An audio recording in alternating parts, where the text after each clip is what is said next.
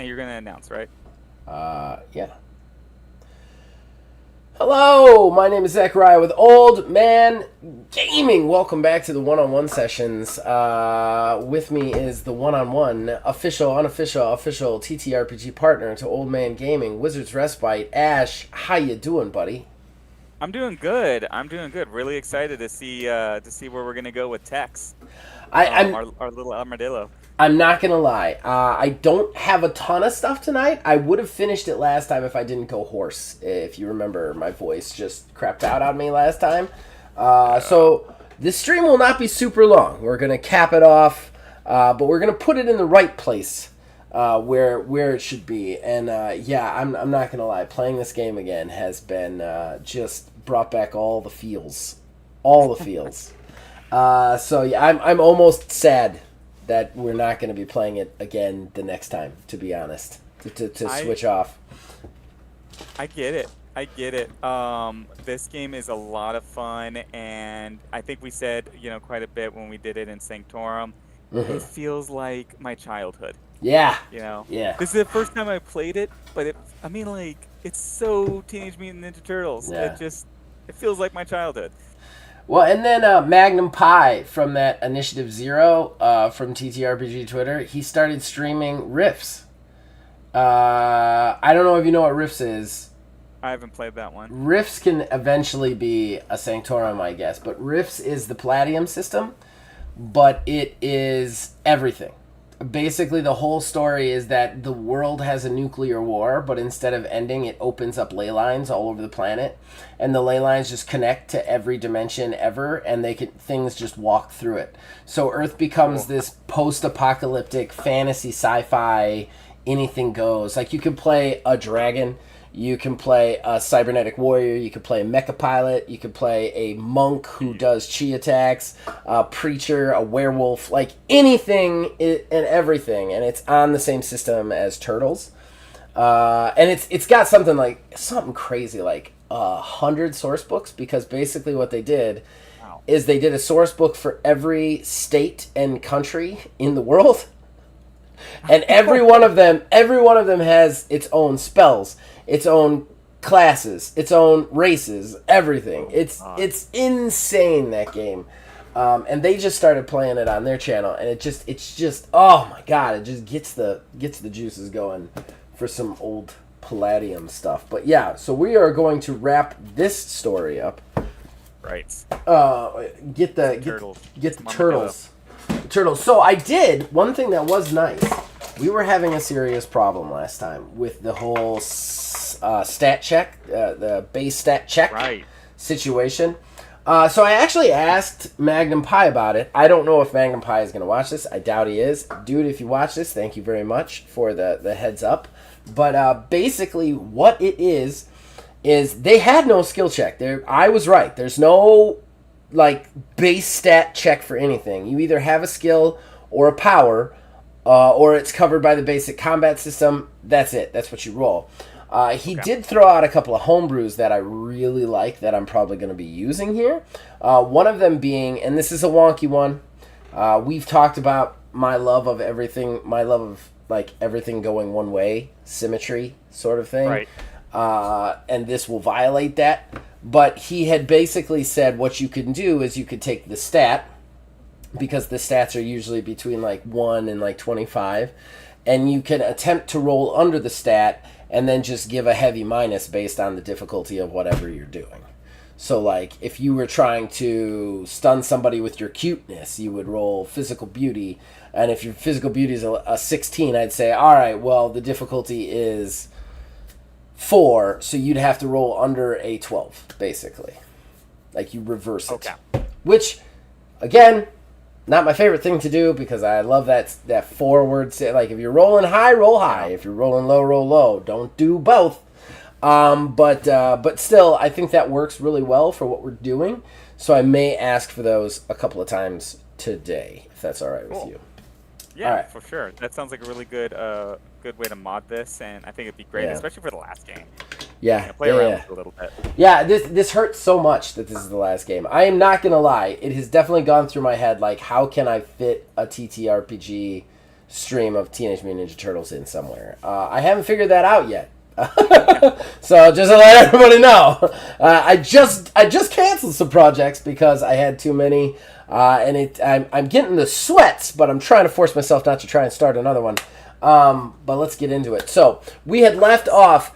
Tex the armadillo had an ungodly fight with the Fanged one and the two black hat mercenaries, Ocelot and Longhorn.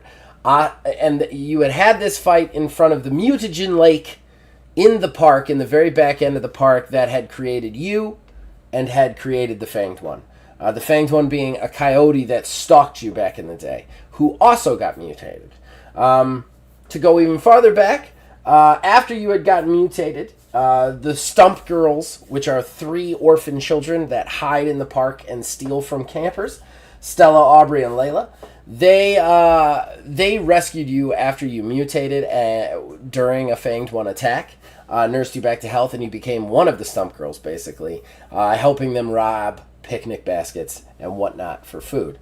You had gotten jumped at a picnic, one such robbery, by Ocelot and Longhorn, 2 black hat mercenaries sent seemingly to specifically catch you. During the attack, they had Aubrey, who is the fighter of the 3 girls with her miniature sticker-covered baseball bat, had done a ton of damage to Ocelot. She was recognized by the Black Hats as a child of General Braddock. That name has been thrown around a couple of times, if I recall correctly. That was the name, right? Yeah. I think that was the name. General Braddock. Which you had not had a chance to get to the bottom of because Stella, the leader of the Stump Girls, got captured by the Fang one. You then got led to the lake where this big fight happened. You managed to actually down Ocelot and Longhorn. Both of them ended up in the lake. And you downed Fanged one, though he wasn't dead, before getting tranked to unholy hell by none other than Ranger McNally. The idiot ranger, a park ranger who kind of monitors very poorly the park, managed to trank you towards the end of this fracas and haul you off. You had basically told Stella, Aubrey, and Layla to run so that they didn't get caught, and he has suspected the presence of the Stump Girls and yourself for some time. Now he has big physical proof. Oh, I guess I didn't think about it, but I mean, Dex is gonna be like this park's, Loch Ness monster, Yeah. or Yeah. crazy armadillo man. Yeah. No, definitely. There's some pictures of him roughly going between trees. Stealing picnic baskets. I swear he shot a gun once. All right. So you've lost your gun. You were heavily wounded. How damaged were you last time, if I recall correctly? Let me check my stats. I was not terrible. Let's see where I put my HP.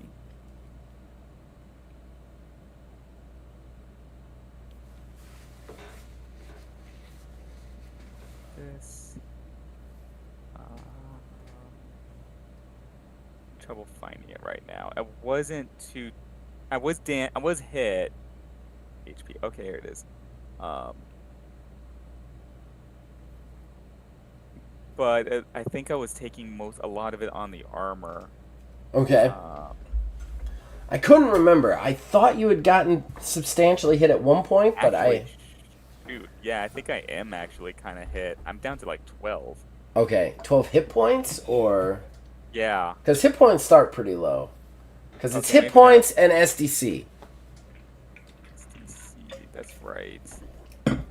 And then you have 2 different forms of SDC. You have the natural SDC, and then you have the armor-based SDC. The armor-based SDC, they have to roll under your armor rating to hit that instead of you. The other SDC, they have to hit above, and it hits that SDC before going into you. Okay.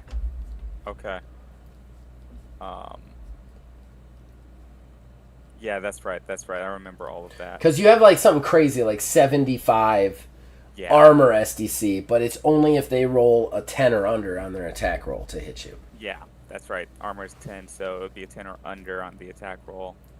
Um, okay, that's right. Actually, I don't think I took any HP, and that's why I'm having trouble finding my down HP. I think it was actually just taking down my armor. Okay.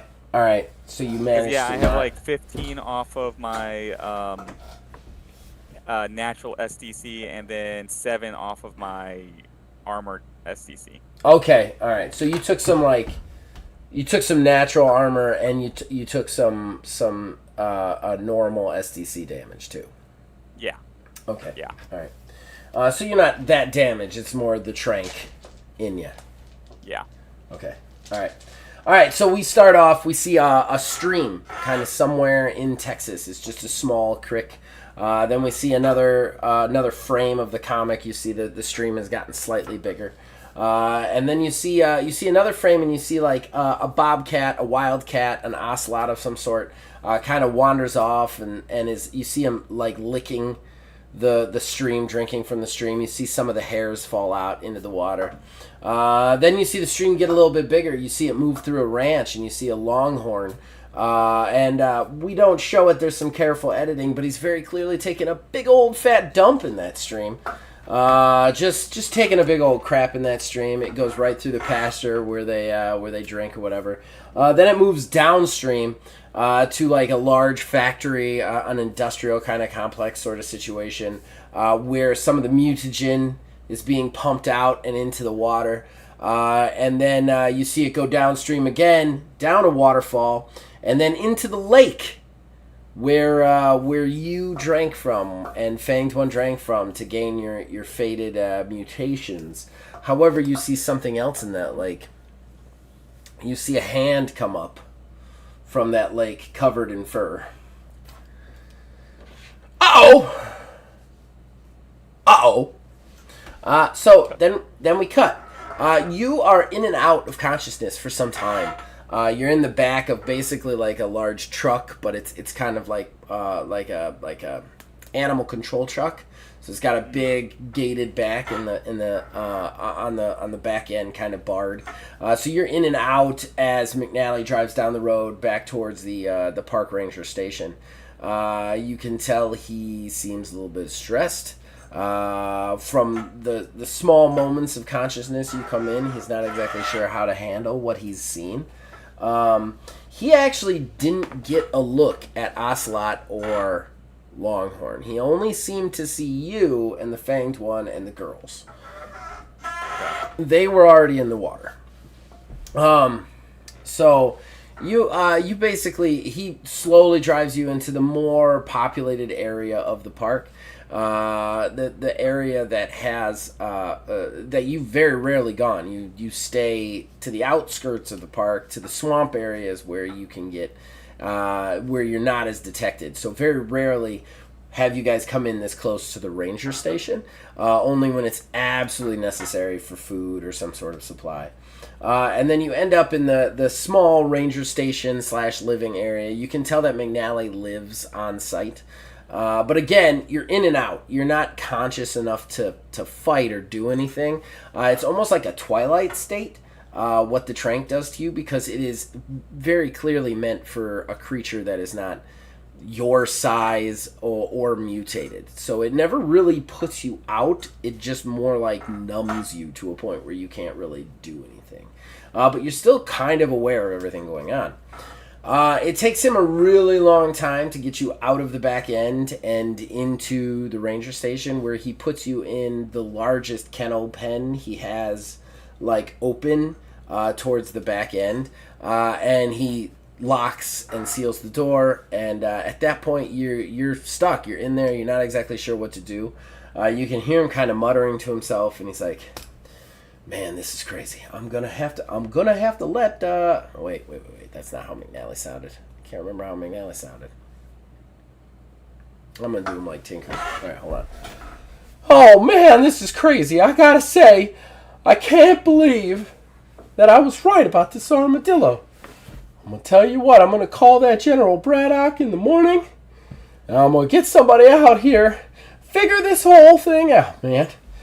Oh, man. And then he kind of walks away, and the lights get turned off on you. And, that kind of ends your day. You don't have the strength to attempt to break out. You're still in this kind of twilight state. So more or less you're kind of feeling like I should probably just go to sleep. Unless there's anything else you want to attempt to do. I guess since I don't really have the strength to do anything, I'm just gonna look around and see if I can't get a better idea of my surroundings, if there's anything notable at all. If not, then I'll probably just fall asleep. Okay. You're in. They have kind of a small pen for animals and stuff that he catches, and he's not sure what to do with. It's only 3 kennels. They're probably about 5 by 5 in size. That sort of thing. They're tall enough for a person easily, so it's not like you're bumping your head or anything because you're already short. But like it's not a big thing. There's some straw in the back, that sort of thing. He doesn't put any food out because he's not quite sure what to feed you. When you go through the ranger station, it's a very normal run-of-the-mill station. There's obviously like a receptionist desk. The receptionist was not there because it was the middle of the night when this was going on, and you have a feeling that the receptionist works maybe part-time there. Like she's not there regularly. It's basically just McNally. And then there's another desk kind of off to the side. So there's not even really an office. It's just kind of a big room with a receptionist desk and then another big desk with McNally. There's kind of like there you could see some storage banks for like equipment that they might storage, like storage closets for possibly tranq gun that he used to shoot you and other stuff. And then the other half of the ranger station is where he lives, his apartment basically across the hall. Okay. So like it's like to the west side of the building would be the ranger station, to the east side would be his living quarters, which from the size of the building is probably like a nice little 1-bedroom cabin sort of situation. Okay. And do I still have those darts sticking out of me? He's pulled them out of you, but he pulled them out of you. Actually, in your twilighted state, he actually kind of does what he can to fix you or to patch you up. You've never really gotten the feeling that McNally is a bad guy, so to speak. He's just a human who doesn't understand you or the girls, and so you stay away. You know what I mean? Like, he's an authoritative... He's an authoritative... Woo! Words, man. Words. You try and say them? Just doesn't work. He's an authority figure. So he's not... It's not that he's necessarily bad. It's just he's going to do things by rules that you would prefer not to. Okay. Got it. Yeah. Go ahead. Since I look around, I don't really... It doesn't really sound like there's... I'm in a cage with hay. So I'm out of it. I don't have enough strength to really try and do anything. I'm probably just going to curl up in the hay and see if I can't sleep off the hangover. Okay. All right. You sleep there. You're not exactly sure how long. You wake up. It's definitely daylight outside. You're a little bit groggy, but you've definitely recovered from the tranquilizer. Not the wounds. He's patched them, but it's not like you're going to heal overnight. So you're still a little cut up, a little scarred. But you kind of wake up, and you can hear basically in the office area, McNally's on the phone. He's like, "Yeah, I tell you what, I got him. It's crazy. I got one right here for you. I know you said to report any sort of, we got a memo saying that we should report any sort of mutated animals or any sort of weird sightings. I'm telling you, this is one hell of mutated animal. I'm talking about, we're looking at a 4-foot armadillo with humanoid features, and he was wearing a cowboy hat and shooting a gun when I found him. That's right, a gun. I mean, no, not a toy. I mean, like a .357 Magnum. I got it sitting here on my desk. Things heavier than my head. He continues this conversation for a little while. Do you interrupt or just wait for him to finish, or? I'm gonna test the. I'm back up to enough strength to try and test the gate now. I'm guessing. Yeah. I'm gonna try and test the gate a little bit. I'm not gonna try and rattle it, but I'm gonna push on it, see if I can't pop the lock or something. This is not dog chain. This is definitely like wrought iron. It is not going anywhere. It is pretty brutal. I mean, you can attempt to break it, but it will be a real hard attempt to break it. Basically. Can you actually give me a prowl check real quick? Yes. That was a good pull. What do I have for prowl? Kind of the mini fun skills I picked up. Skills! Yay, skills. In the 2-hour-long character creation episode. Yeah. That's why the system works really fast when you're playing it, but man, that character creation. Woo! Woo! Yeah. Buckle up, bitches! You're gonna be there for a while. I have to roll under, don't I? Yes. That's that one. Percentile is roll under. That's one of the reasons I'm okay with the whole stat being under, because the game already breaks that rule for me, you know? Right, yeah.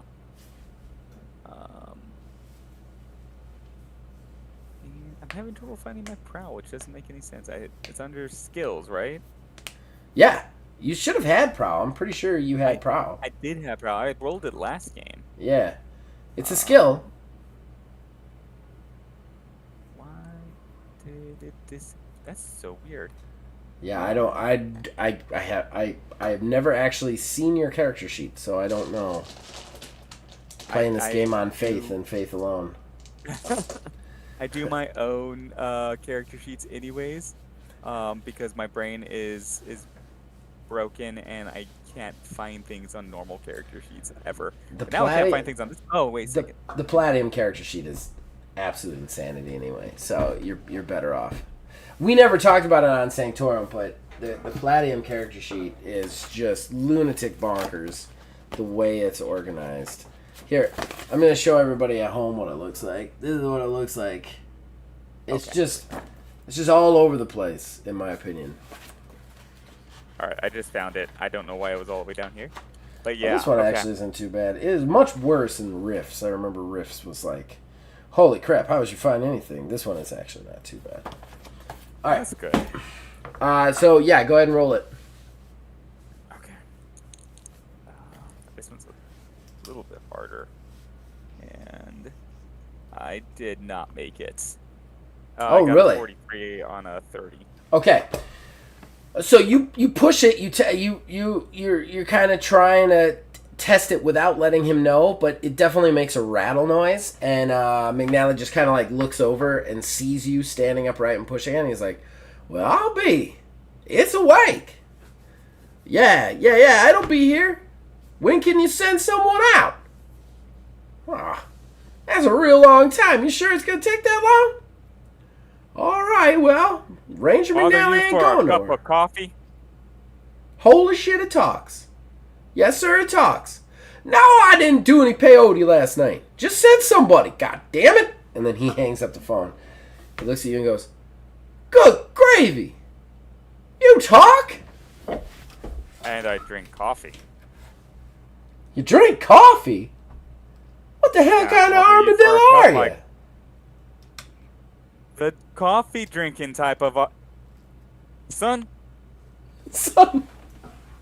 I am in desperate need for a cup of coffee after all of those, whatever you calls them, that you shot me up with. Can you get me a cup of coffee? It's just good hospitality. He pushes his hat up on the ridge of his head and just stares at you for an obscenely long amount of time. Like, should I just get this armadillo coffee? And then finally he gets up. He walks over to the coffee pot, pours you a cup. He stops, looks at it and goes, you take it, Black?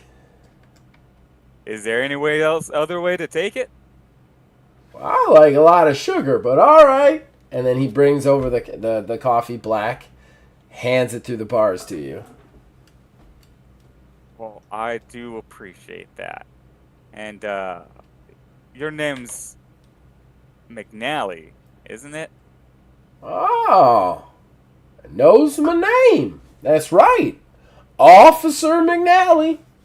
At your service. Well, not really your service, I suppose. Where the hell did you come from? Right here is my home. This is where I was born. And by the way, my name isn't it. It's Tex. And I start drinking my coffee. He's like, well, I'll be a chicken with his head cut off. You got a name? Goddamn.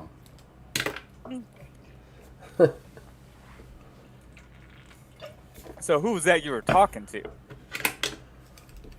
Well, around here, we've been sent memos by all local law enforcement to talk to General Braddock, General Braddock's department over at the military base. Anytime we find any sort of mutated animals or anything. I thought it was kind of a crazy memo to go out, but then I started tracking you, and goddamn, I started to think I was crazy until I saw you out there fighting that giant coyote. Where'd that one get off to?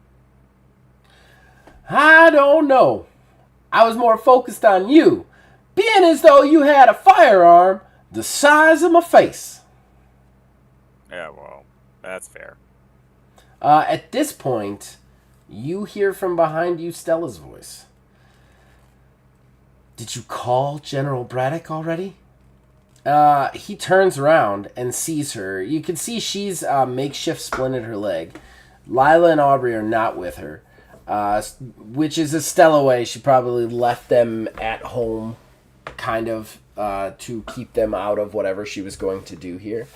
But she kind of looks at you and then looks back at McNally. McNally's like, damn. You one of them girls that keep stealing all them picnic baskets. Can't believe I just said that on stream. She's like, yes, I am. My name's Stella.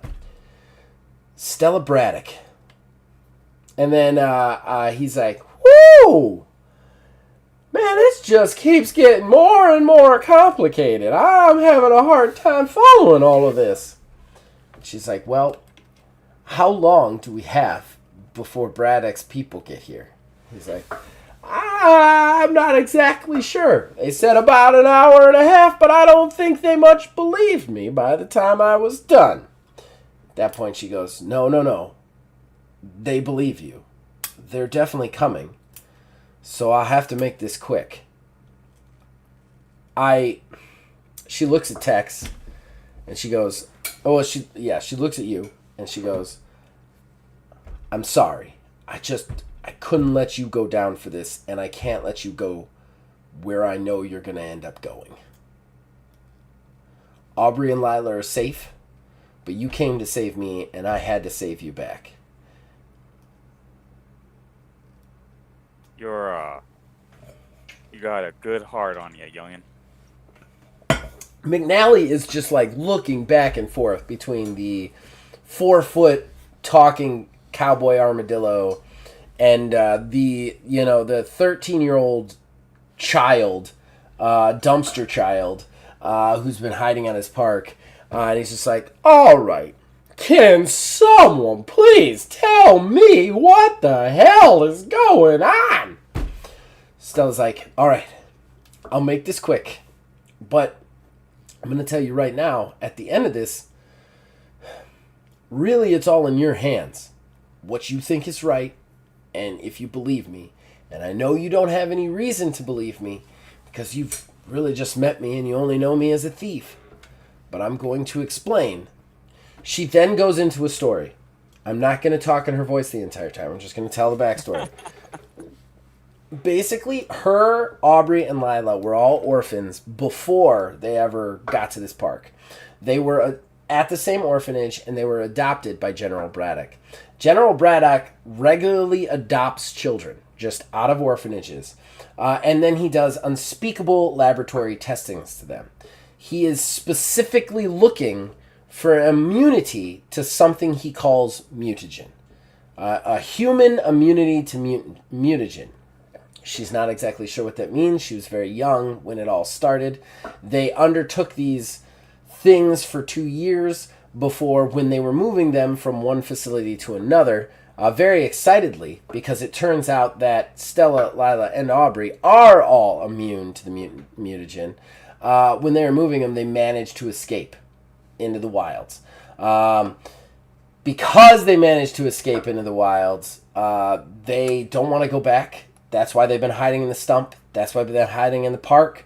That's why they've been stealing, is because if they try and go anywhere, General Braddock, who has a stranglehold on this region of Texas, would find out, he would find them, and they would be back in the situation they would be in.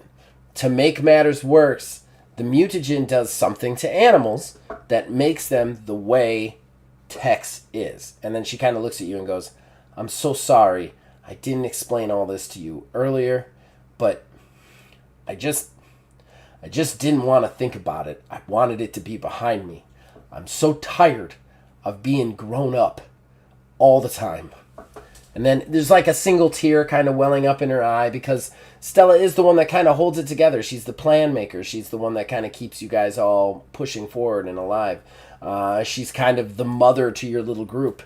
And that's a hard thing for a 13-year-old. And she basically then turns back and goes, the mutagen does something to animals. That's why we weren't afraid of Tex when we found him and he started to mutate. But it makes them into kind of these humanoid mutants. But if Braddock comes here and Braddock finds me, or Braddock finds Tex, he will take us back and he will do unspeakable things to us. Tex will not survive, and honestly, neither will I. So I'm sorry, Ranger, that we stole so much stuff from you, and I'm sorry we hid from you, and I'm sorry that we've put you at the epicenter of this, but I don't know what else to do. Ranger just like sits there, just like he is like he looks like he didn't get any sleep now. He looked like he had sleep, and then after the story, it's like bags formed under his eyes. He's just exhausted by this story of this 13-year-old little girl. And he goes, I got a duty here. I'm not exactly sure what you're asking me to do. And Stella just kind of goes, I'm not asking you to do anything. You listened, and I appreciate that, but at this point, those people are going to be here in probably less than an hour, and you're going to have to decide whether me or Tex are going to be here when they get here. I do want you to make one of those skill check things real quick. This was the big thing that I was missing, which was like an awareness check. I need an awareness check. Okay. So what we're going to do is, I think that's going to be, let me just make sure I'm using, oh, that's charm. Oh, they don't really have an awareness stat. They have a mental affinity, which is like charm and charisma. And then they have a mental endurance. Yeah, let's do IQ. So okay. I want you to do IQ, but I want you to take like a -4. Okay, and what am I rolling with? So you're going to roll a d20, and you're going to try and roll under your IQ -4. Oh, crap. I'm not the smartest armadillo in the forest. I can't even see your stats to engineer it. Ooh, I got to roll real low. Oh my god. I got a 4. I passed. Nah. Okay. By 1. I had to get under a 5. Ooh.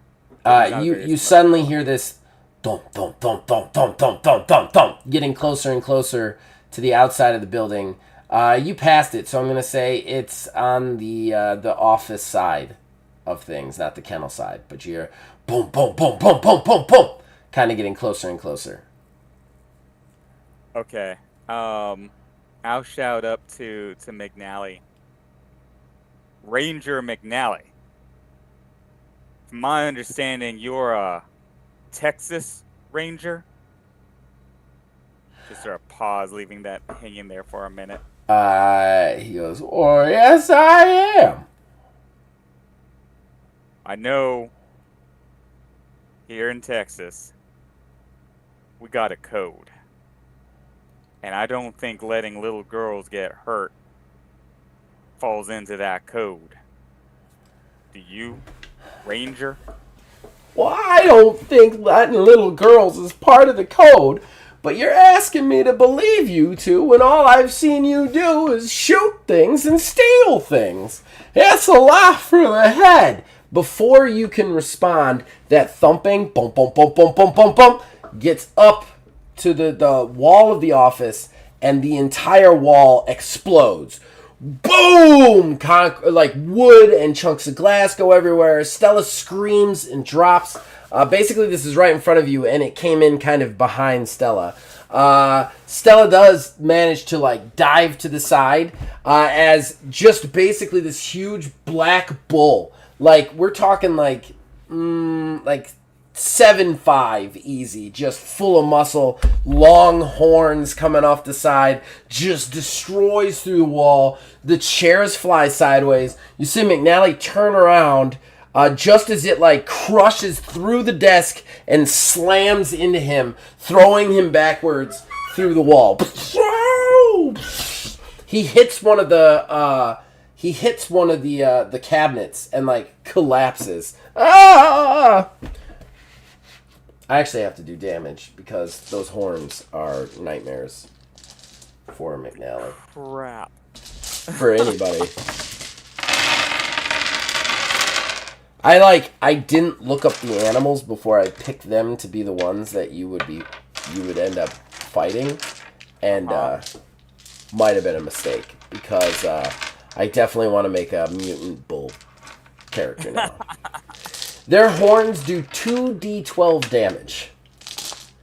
Jesus. Yeah. Right. Yeah. Yeah. Yeah. Yeah. I mean, yeah. I mean, yeah. I do. Yeah, but still, holy shit. All right.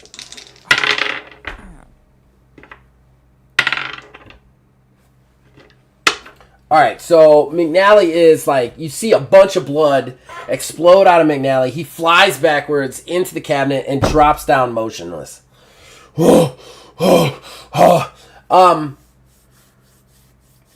Yeah, so you see this thing.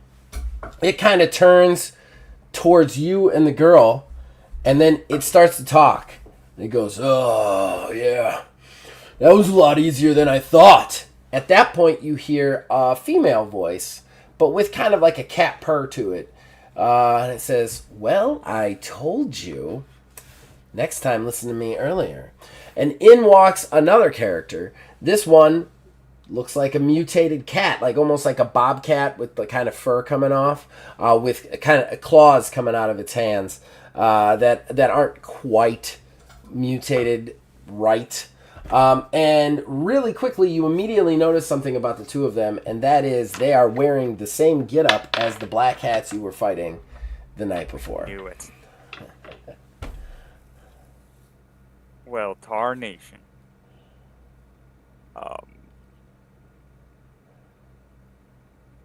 Shoot. I am in a cage. I don't even know if there's anything. Okay. He passed the coffee through the cage at me. He did. I got hands. How is the cage locked shut? Can I, like, try to reach around and open the latch? I do have Escape Artist as a skill. I think McNally would have locked it, but you could definitely make an Escape Artist to try and get out of here. While you're kind of like looking at him, the bull looks at back at the cat and goes, ha, he's locked up. Can't shoot his stupid gun now, can you? Dumb little armadillo. This thing towers over you. Remember, you're only like 4 feet tall. This thing is twice and plus your size. She goes, don't worry about that. We need something bigger than him anyway. I mean, otherwise we're going to be the next experiments for Braddock. He goes, yeah, Braddock doesn't like the mutation shit. Though I gotta say, I'm not hating this. But what did you have in mind? She goes, I'll tell you what I have in mind. And she looks down at Stella. One of his lost kids. That'll get us back in the good graces. Alright, so you can make your escape artist roll.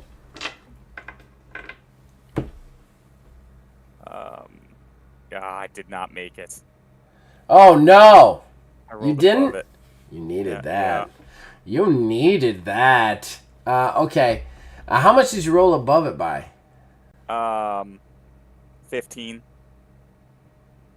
Okay. All right.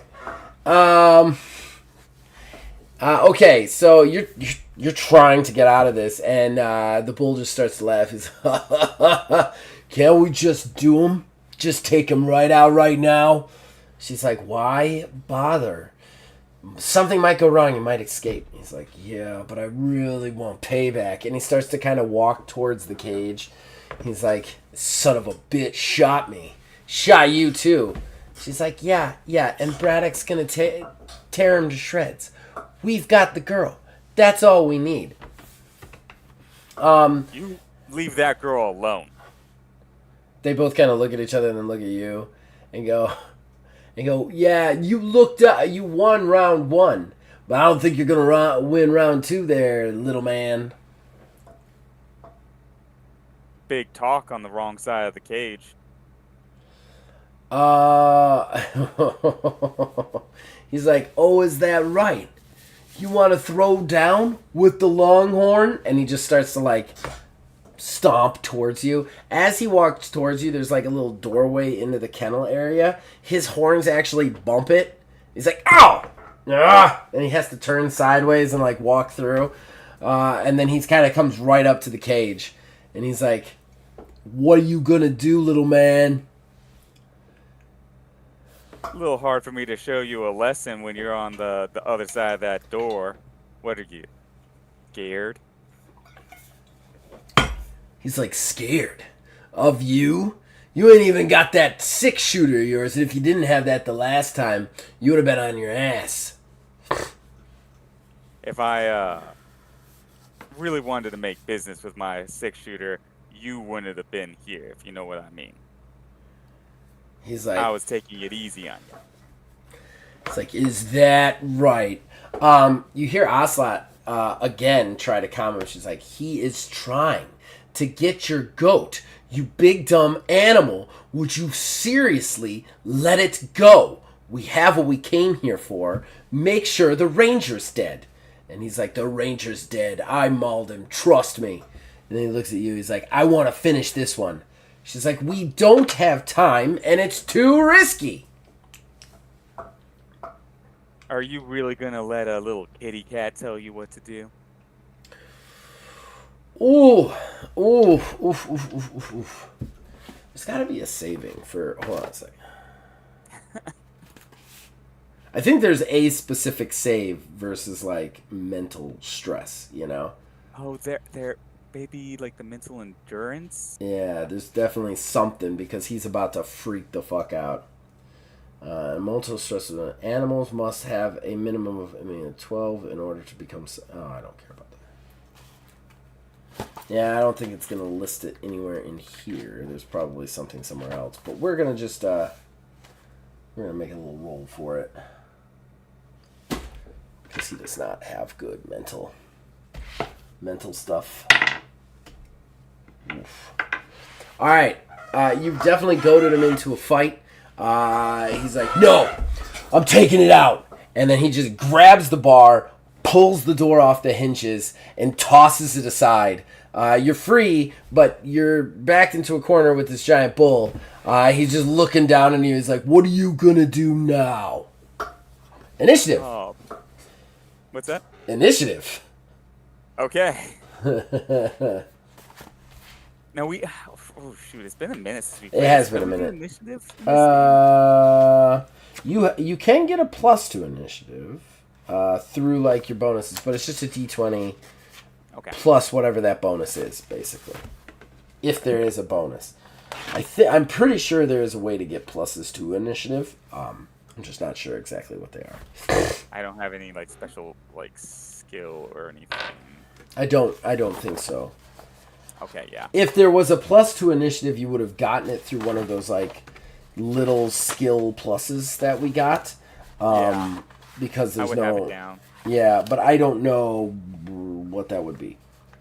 I'm not sure what we would have given you. So if you didn't write it down, I'm gonna assume you don't have a plus to initiative. Yeah. All right. Okay. Yeah, I didn't think so.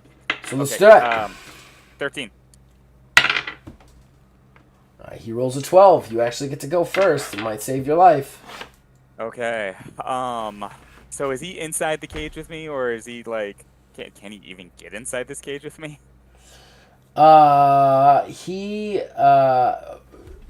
could get inside the cage with you, but barely. He would like take up the whole cage. He's really just standing in the doorway right now. The open doorway. I'm gonna try to slip by him, like run between his legs, or see if I can't get around him or something like that. Okay. All right. I have like hand-to-hand combat. I don't know if that would be effective for me trying to like push my way through, or if I'm athletic. I'm gonna say you're gonna have to like dodge his attack, basically his first attack. Is what I'm gonna say, because like That seems pretty fair. like he's in front of you. He's gonna take a swing, and if you dodge it, you could probably get around through him. I just want to go really quickly to the character and make sure. I'm sorry, to the animal stat, and make sure that his unarmed damage isn't.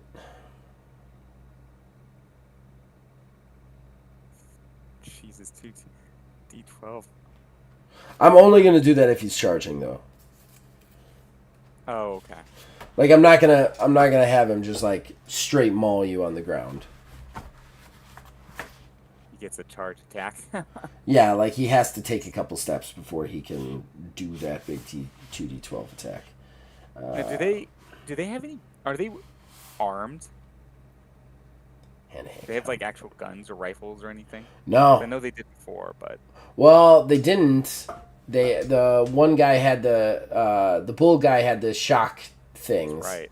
and then I think she had like a trank gun. That's because right. they were trying to take you. They had heard about you, and they were trying to take you down. Okay. Oh, I see. That's where the damage is. Okay. Jesus Christ. Okay. Honestly, you might want to rather take the horns. Because he does 1d4 plus 10 damage when he punches you. Or kicks you. But it's a fucking d4. Goddamn d4s. Alright. So he's just gonna step in and just try to drill you with just a huge kind of juggernaut comic punch. Just trying to punch down on you and squash you. Actually, no. He's gonna just double axe handle, like Hulk smash your head because you're so low to the ground you would have to. Yeah. Alright. Oh. Dice got away from me. Oh, that's a dodgeable roll. That is a 14 to hit you. 14. I'm gonna say you're gonna have to dodge to do this. So you can't parry, which parrying is the free action, whereas dodge is you actually have to use up an action. From the next one. So. Okay, and I get 2 actions per round. But right, and usually dodge is used against ranged attacks, and that's why you have to use an action against it. Whereas parry is against melee. Normally, I'd be asking you for a parry, but you're not trying to stand and fight. You're trying to get around this thing, which is why I'm going to say you have to use that dodge, which takes away from one of your actions when your turn comes, basically. Okay, that makes sense. Okay? And do I roll? This is a D20 roll, right? Mm-hmm. Okay. You're rolling. So actually, you're adding your plus to dodge, and you're trying to get above 14. okay, yeah. I actually have a lot of pluses to my dodge. Fortunately. Oh shit! But I did not roll well. I did not get above a 14. I got like a 10. Oof. So he got me. He got you. So he rolls a 3 plus 10, 13 points of damage. He didn't. Wait a second. I think your AR might stop this if it's a natural roll. Hold on a sec. I was just gonna ask. My AR is 10. So I think we subtract that from his attack, right? For my dodge. No. It's with the AR they have to roll above the number or it hits their body armor. So he rolled a 9, not a 10. So this is actually going to hit your natural SDC. So it is 13 points of damage to your natural SDC. Basically, you kind of go for the dodge, but you know you're not going to make it. So you're down anyway, so you kind of put up your much more sheltered back area where the shell is, and it just boom hits the shell. Some chips kind of come off your hard scaly back. You feel it kind of push you down, but it does the 13 damage to your 75 zone basically. Oh, okay. So 75. Yeah, Armor, he didn't. yeah, He didn't beat the armor, right? Yeah, so he doesn't hit your.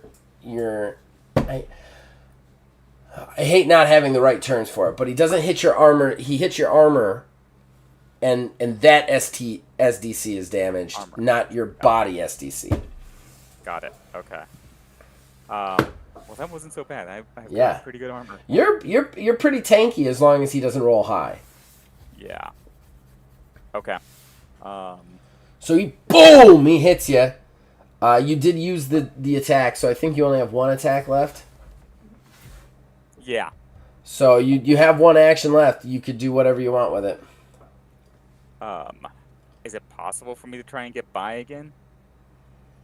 Yeah, that's fine. Actually, it technically wouldn't be your attack; it would be his attack. So it's still his attack because you kind of forfeited your attack to try and get by him, right? So you could still get by him with another dodge, but he gets his second attack basically. Okay. Come on, better dodge. Ooh, that was much better. I hope it was really good because he rolled a 19 to hit you total. With all my dodges pluses. 18. Oh, 1 point. that's a heartbreaker. That is. I'm not gonna get out of this cage. I need to find my gun.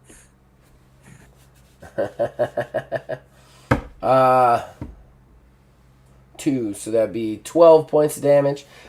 This time, like after he smashes you, he just rears back and he kicks you as hard as he can with his meaty leg. It sends you flying backwards, just the 4 feet, like up and backwards into the wall, kind of cracking off the wall. This one like hits your face, hits your inner body when he kicks you, so it does that damage to your actual internal SDC. So how much damage is that? 12 damage, but it doesn't do it to your armor. It does it to your SDC. Yeah, my natural SCC. Yeah, your natural SDC. Oh, boy. Yeah, I did not like that. No, definitely not. Ooh, okay, so am I still in the cage, or did he kick me out of the cage? No, he kicked you right backwards into the cage. He still got you pinned inside the cage. Okay. Well, damn. I need to find my gun. There's no way I'm gonna take this guy hand to hand. Um, if I have any skills that can help me get out of this. Um, we're still in initiative, right? So that was his turn, so it's my turn now. Yeah. Um, You are in the kennel section. It's not necessarily part of the actual building. oh, wow. What's the floor? The floor is dirt. Well, damn, I didn't realize that. I'm Yeah, doing some I digging. didn't. Yeah. I tried to hint towards it a couple of times, but I was like, I want to let him get there on his own. My wife is a dog trainer, Oh, and really? we have kennels, yes. And all of our kids, so I visualize our kennels, for all of her dogs that she trains with concrete floors because Right, that's a lot easier to clean. right. No. Uh, This is like a ranger station, so he doesn't yeah, have a lot of yeah. stuff in it. This is just a way station before they get released out to the Right, wilderness. I right. didn't make that connection. It was just in my mind. It was different. But no, okay, this is something I can work with. I'm gonna do some digging. I'm Yeah. gonna burrow. So what is that? What you don't have to roll for that. You just burrow, right? Pretty much, yeah. That's just a thing I can do. Right. What's Um, the? I can't remember what I the. can burrow, dig like 3 feet around during combat. Um, was the thing. 3 feet around during combat. Yes, Okay. and All I'm right. about 4 feet tall, so like that's my one round. Like gives him like a chance to grab my tail. Right. Okay. All right. So you just start digging. Dirt's going everywhere. He's kind of coughing. He's like, "Oh, this shit again." Then because you burrowed away from him the last time you fought, Yeah, so he reaches down to try and grab your tail. With his next attack, that's all he could do, really. yeah. So I should try to be able to dodge that, right? Yeah. Okay. Yeah. Try to This actually, yeah, this would be a dodge still. Okay. He only rolls actually rolls a 5, so that's a miss. If you roll a 5 or under, Oh, it's a miss if I recall correctly. well, I rolled a straight 12, so plus my mods, it's way above a 5. So you actually managed to dig deep enough to where he can't even attempt to grab your tail anymore. The dirt kind of folds in over you. He's like, ah, shit, I lost him. I lost him. I lost him. Aslan's like, you idiot. You freaking idiot. Now the cage is open. He's like, oh, he dug through the cage ground. He could have done that any time. And she's like, I don't know why he didn't do it, but he did it now. He wouldn't have done it if you didn't go after him. And you just hear them keep battling. What are you doing? Okay, so I'm in this kennel area. Um, I guess I'm gonna continue to dig out of there and head towards the girl. Is she's also in the kennel area, right? Or is she No. kind of more They're in towards the the ranger area, which has an she's more in the actual range. floor. Yeah. All right, so there's that concrete separation there. Where's McNally? He got tossed into the kennel area, right? No, he got tossed. So everything happened. So hard to explain without showing you. It happened all in a line in front of you, basically. So like Okay. McNally and Stella were talking across from each other, Oh, but you would have been to the side of them. So you would have been looking at gotcha. both of their profiles. When the bull came in, he hit McNally backwards, which was basically not towards you, but further backwards away from you to the profile shot. So Yeah, more to to the the right. side. Yeah, yeah. Yeah, So sounds he's good. still in the Okay. ranger area as well. Both of them are still in the ranger building, as well as your gun. Yeah, I'm gonna just go as close as I can to the ranger area, just dig burrow that way, and then pop out once I hit the concrete. Okay. All right. You pop out behind him, but because he's kind of trying to dig through the loose dirt that you dug into to find you. But you pop out kind of behind him, and she's like, "Oh, he's still here!" And then Ocelot's like claws come out.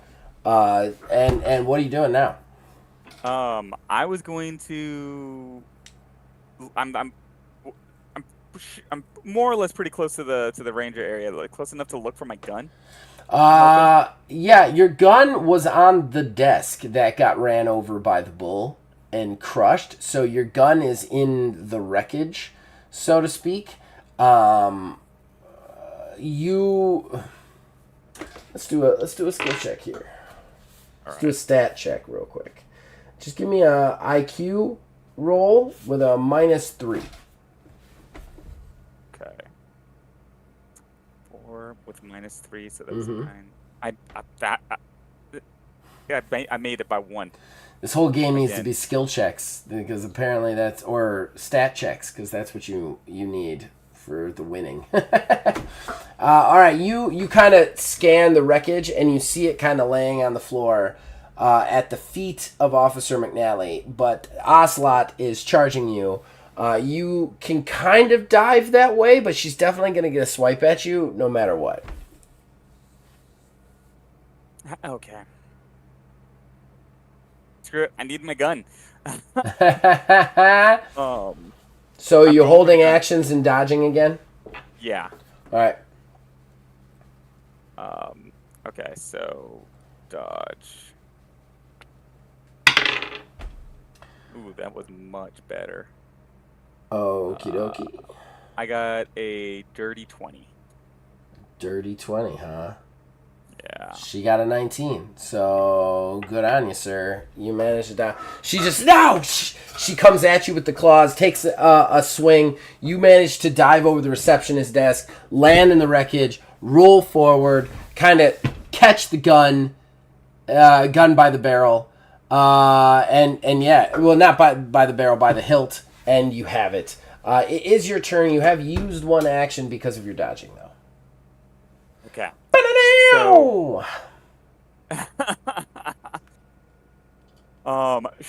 So, laying out, she's between me and the bull, the minotaur. Yes.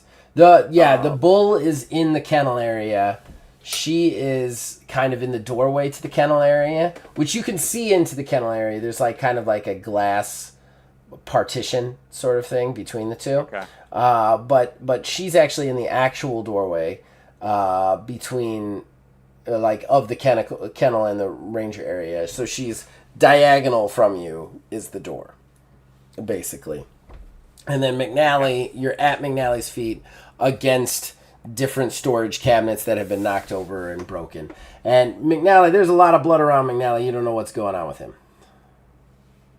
Wait. And where's the girl? She's still Uh, there? yeah, Stella. No, Stella's gone. Oh no, yeah, Stella's still there. Stella's still there. Ocelot kind of had her pinned against a table, and then she went for you, and now Stella is kind of like crawling away to try and hide. Okay. Okay. I'm gonna take a shot. I got one action. I'm taking a shot at her. At who? At Ocelot? Ocelot, yeah, Okay. because she's right in front of me. All right, do it. All right.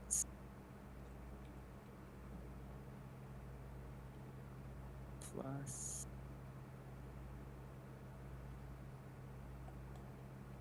So that's going to be 13. Okay. Ooh. You fucking hit by 1. I cannot believe it. Ooh. I roll them damage. Roll them damages. All right, and damage was this for the gun? Oh shoot, what It was high, if I recall correctly. it was high. Oh, did I not? I wrote that down. I can find it. I know it came out of Yeah. the book. If you don't have it. Let me.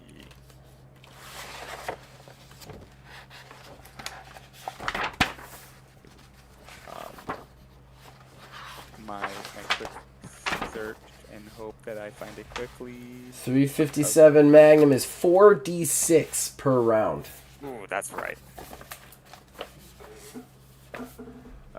Boom. 4d6. Oh. Am I even packing enough?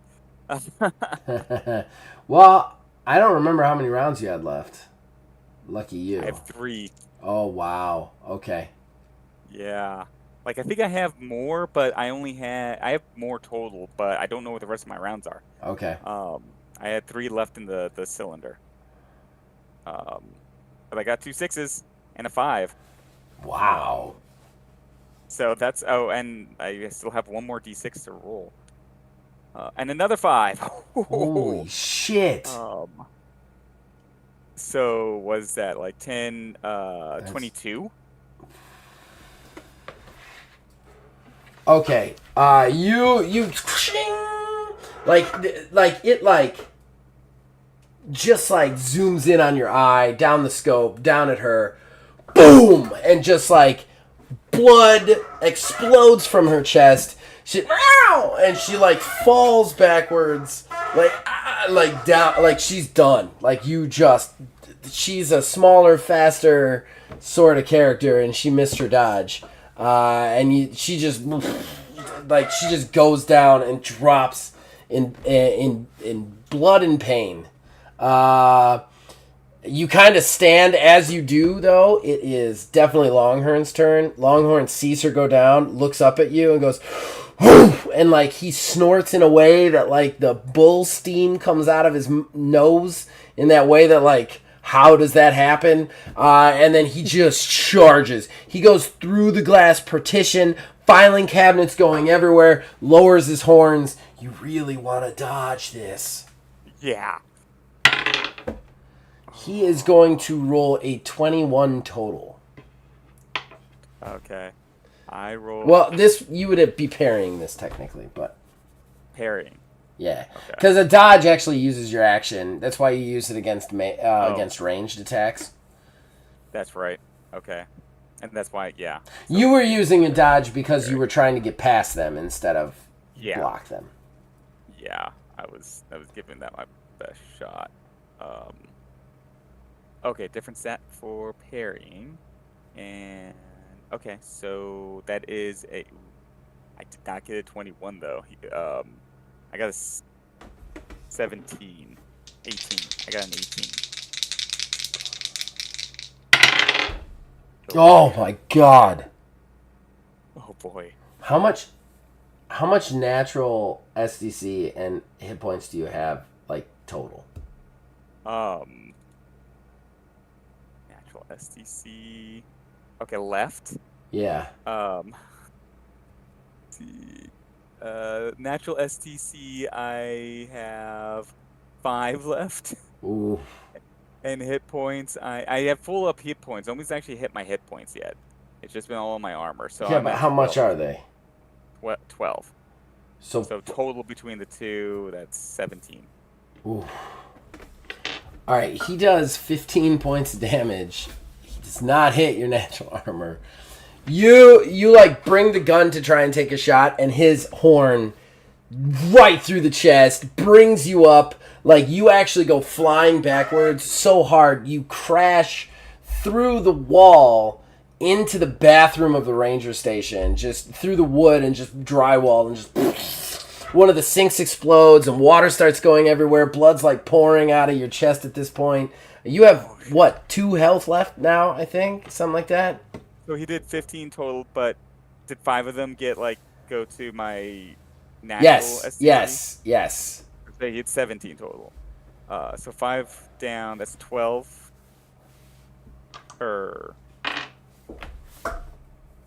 Right? Yeah. So like my HP just dropped down to like basically 0. Wait. He did 15. Oh, 15. Yeah. Okay, so yeah, I have 2 points left. Okay. That's right, he rolled a 17. I rolled a 17. Yeah, okay. you had a 17. He rolled a 15. All right, so... Yeah, I got 2 points left. Whoa. God damn. All right, you go crashing the wall. You hit the guy. Blood's like pouring out of you. The gun's under you. And he's like, oh, that felt good. That felt good. And he starts to step forward towards you. It's your turn. You do have full actions and 2 bullets left. Make them count, man. Like, yeah, I am using them right now. Um, so I'm going to Actually, take. like, I'm gonna say you lay there for a second in the water, like blood kind of pouring out of you, and he's like, "Yeah," and then you kind of move and slowly bring the gun up to point at him, and he's like, "You gotta be kidding me!" And then you take your shots. Like, Yes, how are you alive? I'm gonna. Like weaving in your hand. Yeah, I'm gonna take an aimed shot. I'm gonna focus down the barrel, and I am going to. Oh, I'm going to roll a uh, 25. No wait, yeah, no 24. A 24 on the aim shot. Yes. What does the aim shot do again? Do you remember? I think so. It gives me extra Oh, pluses. I got it right here. It was right next to the gun stuff. Aim shot +3 to strike. Plus my other like various pluses I have for like being proficient Yeah, in a yeah, yeah, revolver and yeah. all the other stuff. So like Oh, I you get a total I get a +4 with a revolver, and this is a revolver. yeah, that's what I got here. And then um something else gave me, I can't even remember what it was. I did write them all down, but something else gave me like a +2 just for like just shooting. Um and so Yeah. I got a +6 basically. Okay. All right. So what'd you And I roll rolled total to hit him? a 19, so that was 24. And you can take an aim shot for each one of your actions. It says, as long as you have the weapon proficiency. Uh, yes, I do. So you don't have to use an extra action to not take an aim shot. So Okay. All right, good. aim So the shot next means one, the person takes the time to carefully aim and squeeze off one well-placed shot. Each individual shot takes one full attack. Thus, if a character has 4 attacks per melee, he or she can shoot 4 aimed shots. This applies to all weapons. Roll to strike for each shot. So it's a +4. I don't know why you wouldn't take an aimed shot. I think you could also take a burst, which would give you more shots. Mm, Um, that's possible. so if you have a lot more targets, but it minuses you out. Like if there's it reduces your proficiency, your modifiers. Right. So +4 with the revolver on both shots. So first shot was what? I'm gonna roll to dodge that first. The first shot was 24 to hit. Okay. He's not gonna dodge. He's gonna save his action because he's not gonna beat a 24 with his rolls. So he's gonna save his action to finish you off. Roll damage. All right, that's 5, 6, and a 2. And then, ooh, another 5. So 18 damage. 18 damage. No, not 18. Yeah, 18 damage. Woo! This gun is awesome. This is why I needed my gun. Yeah. I wasn't gonna fight this guy with my hands. The whole character depends on the gun. I like it though. It's like every combat you've had with him has been, how do I get to the gun and use the gun as effectively as humanly possible? I gotta find Cow real quick just to make sure I got his SDC right now that he's mutated. Where are you, Cow? You're on 37. Why wasn't I looking at the page number before this? So random that this game allows you to mutate and become a cow. A cow Yeah, person. right. A cow person. Like, there's so many crazy animals in it. And if you get all the expansions, they just get crazier and crazier and crazier. Okay, so what did you do? 18 damage? yeah. Boom! You see his whole body rock, and he like staggers backwards for the first shot. Take your second shot. I don't think you're waiting to see if he survived that first one. Oh, hell no. Ooh, 17. Plus my 6 aim shots.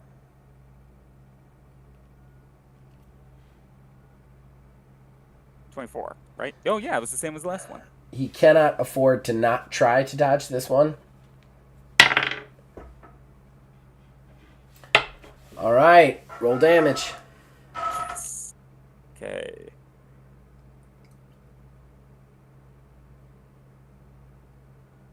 Fifteen. That was good. 15 so far.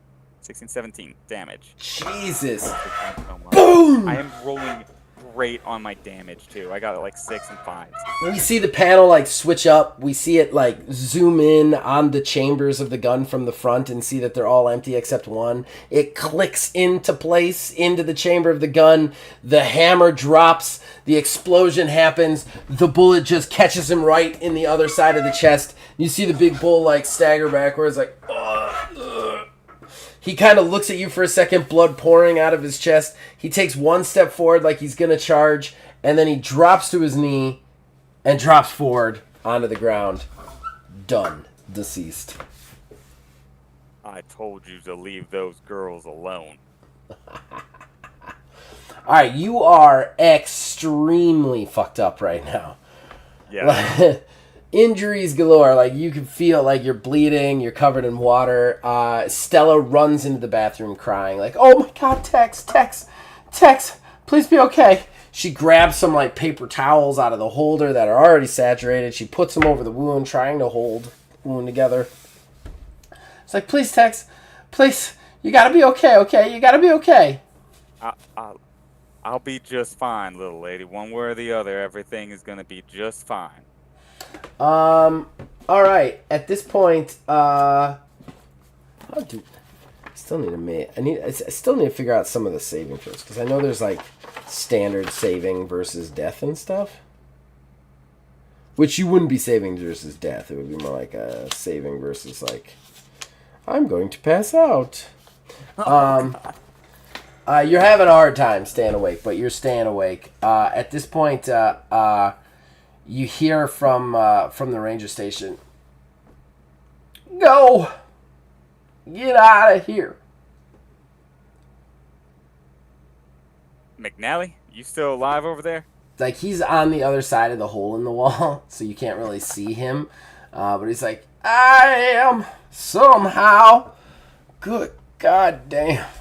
But those people, they're expecting to see some mutant animals, and there's 2 mutant animals right here. Well, I'll be. We might just be able to get out of this in one piece. Yeah. Yeah, but you gotta go now, man. Okay, I stand up, and I can stand up, right? I still have Yeah, 2 barely. It takes you a little bit. You still got 2 HP, but it takes you a little bit to get right. Stella actually helps you, even with her splinted leg, and you manage to limp out of the ranger station. So I'm gonna go. I check on McNally. McNally's pretty fucked up. he got messed up, man. He only has 3 HP left. So you guys really almost died. That bull fucked you guys all up. But he's managed to, like, stop the bleeding. And he's sure that whoever it is going to be there soon. They'll get him medical attention. But you got to get out of here. Before I go, I hold my hand out to shake his hand. He actually holds his hand out. He takes your hand and he goes, "We got a code in Texas." We got a code. That's the last line of the game. We're gonna fast forward a little bit. You end up going back to the stump with the girls through a long healing process. No one is quite sure what happened to the Fanged one, but he is probably still out there for future endeavors. And it definitely keeps you up some nights. But McNally gets healed. He's away from the ranger station for a very long time. But when he does come back, he actually comes back.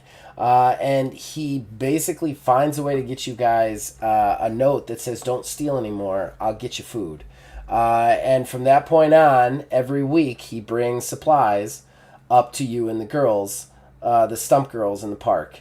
And that's where we leave the adventures of Tex and the Stump girls for the time being, with a semi-happy ending, with some openings for some sequels and whatnot. my god. What'd you That think, was- man? That came out really Dude, fun. I was That was fun. so scared at the end. That was so much fun. I was so like, I Texas got to like. I mean, if he dies, that's fine, but he's got to take these guys out with him. That's at very least he's got to do that. I was like, he rolled an 11 and a 4. Oh no. Yeah, dude. I was like, Oh yeah, it was rough. It was real rough. That gun is the equalizer, though, man. Yeah. It's like There was a reason. his whole combat. I'm glad I gave it to you because I don't think you would have been able to take out. Like Tex isn't really a fighter until he's got that gun, and then it's like, okay, as long as he can hit you with the gun, you're gonna die. Yeah, like the only other like skill I have is just basic hand-to-hand combat. And there's no way like my strength score isn't anywhere close to a bull's. Well, and I do want to point something out. Neither the bull nor Ocelot actually died statistically. Just to let you know. Okay. They both had. Are you serious? Yeah, they both had health points left. Ocelot had like 5 left, but I was like, she's down for now.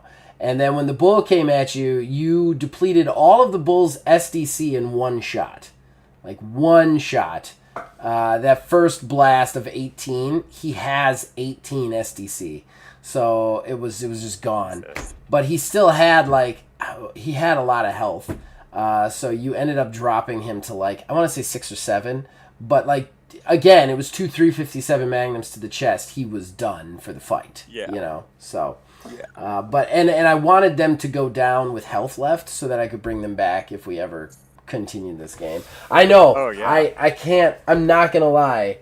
I'm sitting here looking at Truck and Turtles like, oh, I could find 2 more players, and then Dude. this could be fucking fun. I mean, I'm not gonna lie. You find 2 more players and I'm there. I got so Really? hooked on this game. Okay. Yeah, man, Okay. this was fun. I love Tex. I love the mechanics. I like the little homebrew thing you were doing for like checking things out. Yeah, I think that worked pretty well, honestly. It did.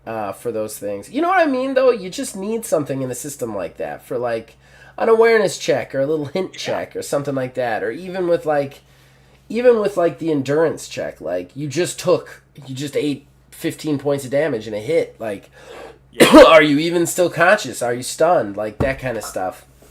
Yeah. And I'm sure I could probably find advanced rules for that in more complicated Palladium systems. I think the Turtles system is very bare bones because it's kind of like, here's the basis, the fun part's the animals, everything else make up on your own. You know what I mean? Yeah, I mean, how many pages is this book? It's like 100? Turtles? Yeah. Turtles is... If you include the character sheet and the ad at the back, it is 112 pages. Whereas then you have Riffs, which is Palladium as well, and that one's 256. So there's a big difference, like a big difference. Yeah, and a good chunk of those pages are animals that you can pick and like their stats and stuff. Yeah, I really think they focused on like that part of it, and then they were like, once you have those, like, do whatever you want with it, you know. Yeah. So you said they had a ton of expansions. they have a reasonable amount of expansions. There's some story expansions, like I said, with Turtles and whatnot, but there's also hold on, my Game Master Shield actually says all the expansions. There's also After the Bomb, which is a game I have always wanted to play. Always. Basically, it's an alternate expansion to Turtles where a nuclear war happens and everybody becomes a mutant animal. So there's no humans anymore. It's Mad Max with furries, basically. And that I've always wanted to play something like that, but that has a ton of different animals in it. Then there's Animals and Roadhogs, which is another After the Bomb supplement that I actually used to have, that an old guy that I used to play with stole from me. But it was that one was like the more Mad Max that had vehicle rules in it, but it also had more animals for it. Then Okay. there's Mutants of Avalon, and then Mutants Down Under, and then Mutants of the Yucatan, and then Transdimensional TMNT. Holy So crap. all of those have animals in them, basically, Okay. that you Okay. can, you know, Expand and play yeah, around with and do all this stuff. exactly, exactly. There's so many possibilities, and like the game is the roles are like once you start getting into it, like I was a little rusty on remembering all the bits because it's been a few weeks since we played. Yeah, Um, but once you get into it, it's really intuitive, and so it moves fast. It's fun. Um, I had so much fun. Yeah, you get a. I don't think I could resist. Like, I know we're just like talking like, oh, how much time do we have? yeah, yeah. To do this and to do like play more games and all this stuff. But this was a lot of fun. I'd have to make time for turtles. If I could get two more players, the only problem is I think it would have to replace our one-on-one sessions. Is the only thing.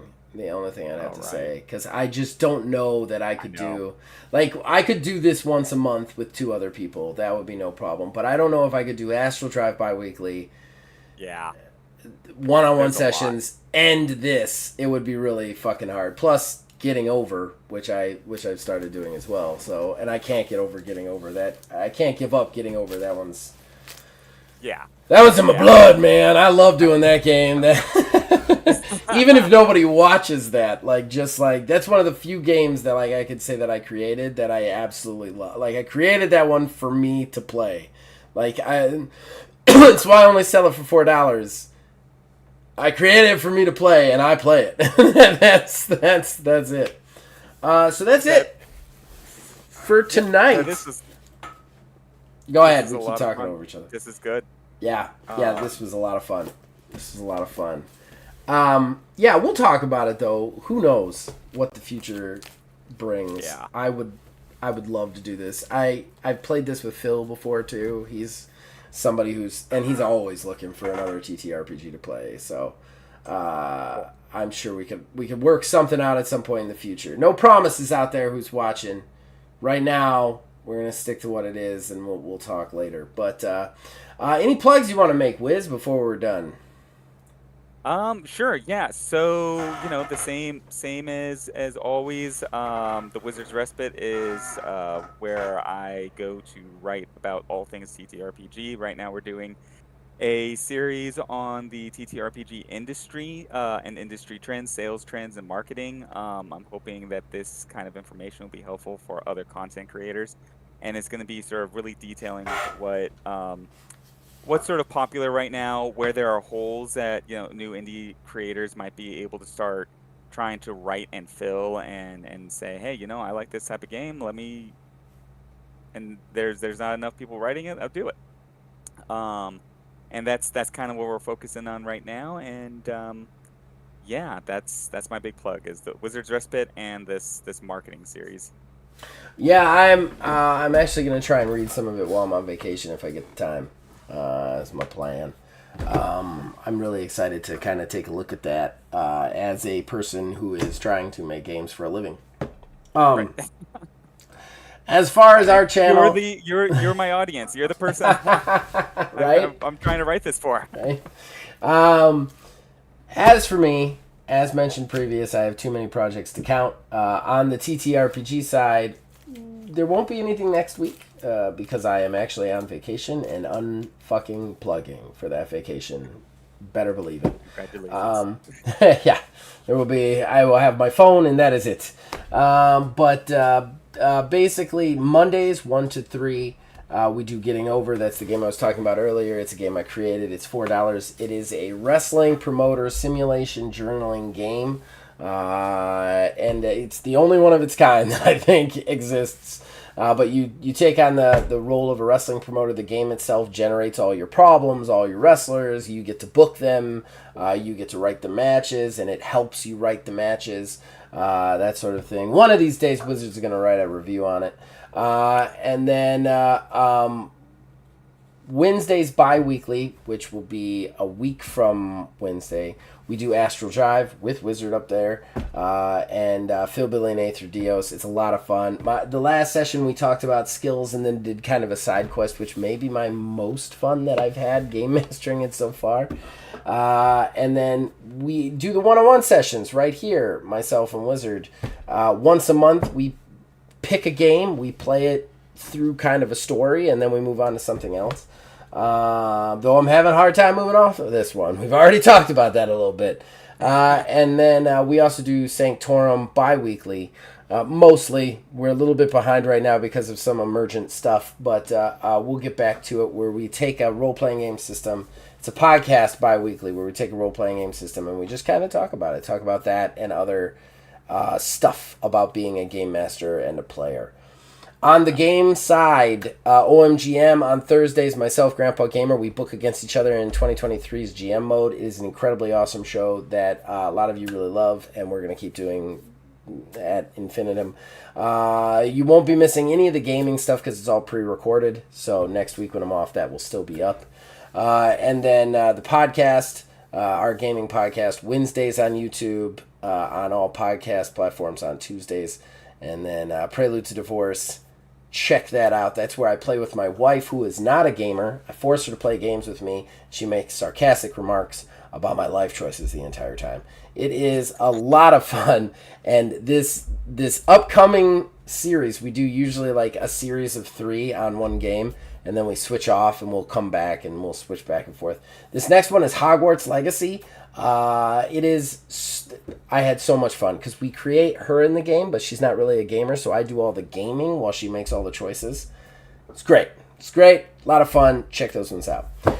Those are all the plugs. I've been talking for too long. I'm going to stop now. You guys have a wonderful evening. You can also contact me on Facebook at OmegaGamingDH, on Twitter at OmegaGaming9. You can get a hold of Wizard on Twitter at Wizards Respite.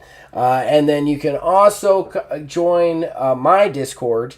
It is below. The link is in the description below, and you can influence everything we do from there. And then, of course, as long as you keep watching and listening, we will keep making them. We'll see you guys next time.